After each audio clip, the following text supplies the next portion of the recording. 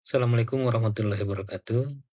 Kita bertemu kembali dalam mata kuliah Hukum Administrasi Negara yang pada pertemuan kali ini kita akan membahas tentang objek dan sumber hukum administrasi negara.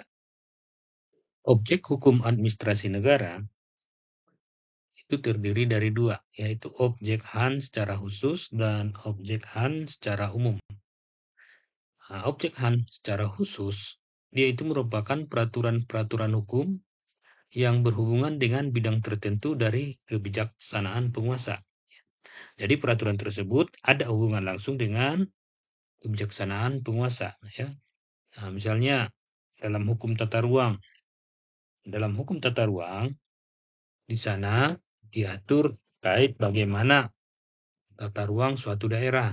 Misalnya di mana daerah hijau, di mana tempat pemukiman masyarakat, ya, nah itu diatur dalam hukum tata ruang. Nah, kemudian dalam hal IMB, izin membuat bangunan, mendirikan bangunan. Nah, di sana diatur bagaimana agar sebuah bangunan itu bisa didirikan di suatu daerah atau di suatu tempat. Nah, kemudian objek HAN secara umum, ya, yaitu peraturan-peraturan hukum yang tidak terikat pada suatu bidang tertentu dari kebijaksanaan penguasa. Nah, contohnya di sini Ajas Upaya Pemerintahan yang Baik. Nah, di dalam Ajas Upaya Pemerintahan yang Baik (AUPB), nah di sana diatur terkait bagaimana tata cara pelaksanaan pemerintahan yang baik tersebut. Nah, sehingga dari lapangan hukum administrasi khusus itulah kemudian dicari elemen-elemen umum, yaitu elemen yang terdapat dalam tiap lapangan khusus tersebut. Sehingga elemen yang demikian itulah kemudian dia membentuk hukum administrasi umum.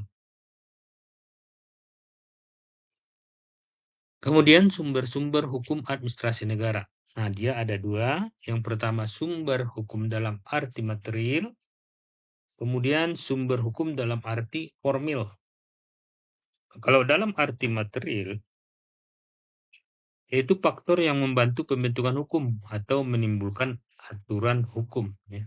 Itu faktor apa saja ya yang membantu terjadi pembentukan hukum itu tersebut ya, atau menimbulkan aturan hukum.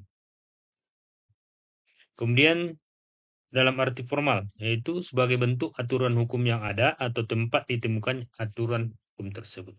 Nah, jadi kalau sumber hukum dalam arti formal berarti dari mana aturan tersebut ditemukan, ya, dari bentuknya itu.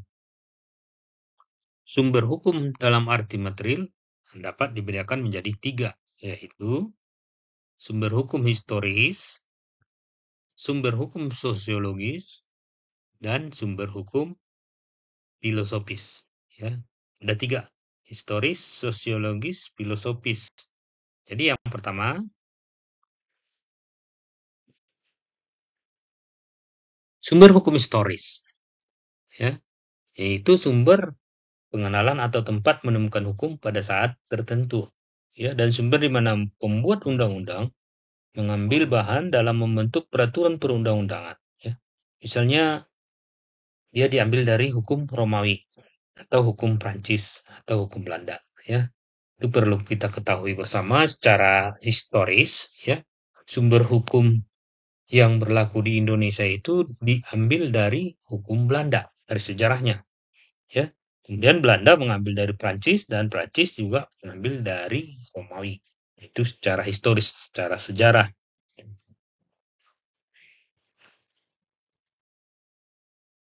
Sumber hukum sosiologis, ya. Sumber hukum sosiologis, nah itu faktor-faktor sosial yang mempengaruhi isi hukum positif yang mencerminkan kenyataan yang hidup dalam masyarakat. Ya. Yaitu berarti dia sumber material dari peraturan tersebut, yaitu bercermin dari kenyataan yang ada di dalam masyarakat. Apa yang terjadi di dalam masyarakat, apa yang dibutuhkan oleh masyarakat, maka itu dikatakan dengan sumber hukum sosiologis. Kemudian yang ketiga, ya, sumber hukum filosofis, yaitu sumber yang menjadikan hukum atau maksudnya yaitu sumber yang menjadikan hukum itu adil, ya. Misalnya hukum yang berasal dari wahyu Tuhan, ya, atau hukum yang berasal dari cita-cita dan kesadaran hukum masyarakat, ya, contohnya Pancasila, ya. Jadi dia hukum itu menjadikan hukum itu adil, ya, itu disebutkan sumber hukum filosofis, ya. Di Indonesia, ya, yang dipandang sebagai sumber hukum material itu yang pertama Pancasila, kemudian jurisprudensi, hukum tidak tertulis, hukum internasional, dan doktrin, ya. Ada 5, ya. Pancasila, jurisprudensi, hukum tidak tertulis, hukum internasional, doktrin. Ini dalam hukum administrasi negara, ya, yang dipandang sebagai hukum material. Yang pertama Pancasila. Dia itu sebagai pandangan hidup, kesadaran, dan cita-cita hukum. Dan cita-cita mengenai kemerdekaan individu dan bangsa. Peri kemanusiaan, keadilan sosial, serta cita-cita dan moral mengenai kehidupan, kemasyarakatan, dan keagamaan. Itu Pancasila itu di sana terkandung semua itu. Ya. Kemudian Pancasila tersebut merupakan sumber dari segala sumber hukum. Nah, itu yang berlaku di Indonesia, ya.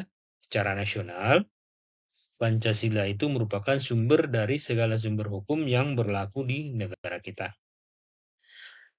Pancasila sebagai sumber dari segala sumber hukum, ini tertuang di dalam Proklamasi Kemerdekaan 17 Agustus yang menyatakan tentang pernyataan kemerdekaan Negara Kesatuan Republik Indonesia.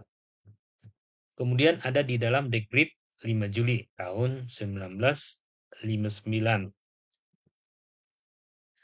Nah, kemudian juga tercantum di dalam pasal 2 Undang-Undang Nomor 12 Tahun 2011 tentang pembentukan peraturan perundang-undangan yang menyatakan Pancasila merupakan sumber segala sumber hukum. Ya. Jadi udah jelas, ya, itu dituangkan di dalam Undang-Undang Nomor 12 Tahun 2011. Kemudian selanjutnya jurisprudensi. Nah, secara umum yang dimaksud dengan jurisprudensi adalah peradilan. Itu secara umum, ya. Yuris, ya.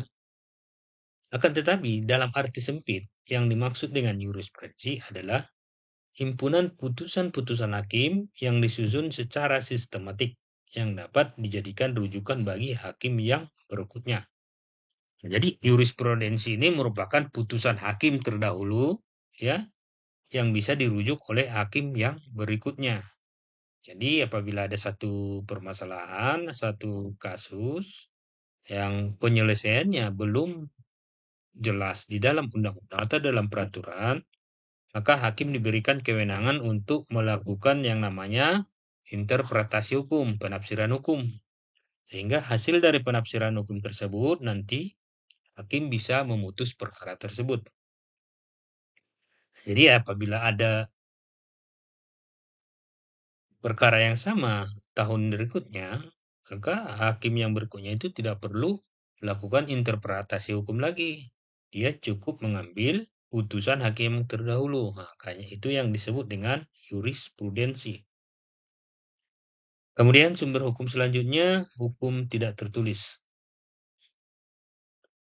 Hukumnya ini hukum yang berasal dari kebiasaan-kebiasaan yang hidup dalam masyarakat yang secara turun-temurun dihormati dan ditaati oleh masyarakat, ya. Contohnya hukum adat, ya. Hukum adat, nah, di mana masyarakat adatnya itu pasti ada aturan-aturan yang berkaitan dengan bagaimana pelaksanaan kehidupan sehari-hari masyarakat adat tersebut, ya. Bisa jadi berbeda dengan masyarakat adat yang lainnya.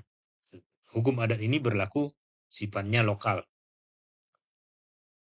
Kemudian, hukum yang secara turun-temurun diwariskan nenek moyang kepada generasi berikutnya memiliki nilai-nilai universal ya. Ini turun-temurun ya, yang diwariskan oleh nenek moyang kita kepada generasi-generasi berikutnya. Dia memiliki nilai-nilai universal antara lain prinsip gotong royong ya. Di dalam prinsip gotong royong itu adalah adanya kebersamaan ya. Kemudian fungsi sosial manusia dan hak milik dalam kehidupan sosial ya. Bagaimana fungsi kita dalam masyarakat sosial? Bagaimana kita melindungi hak milik kita?